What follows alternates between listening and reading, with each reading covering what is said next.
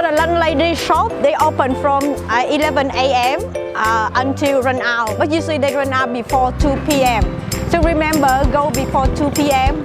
Otherwise, they run out the soup. So I'm here now. It's at 2:30, and I see many tourists come here, and all the food gone. So when you come, you go between the alley 25 and 23.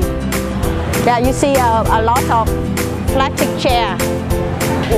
Landlady recipe available, and you can buy a book for $70,000, and you make the food by your own.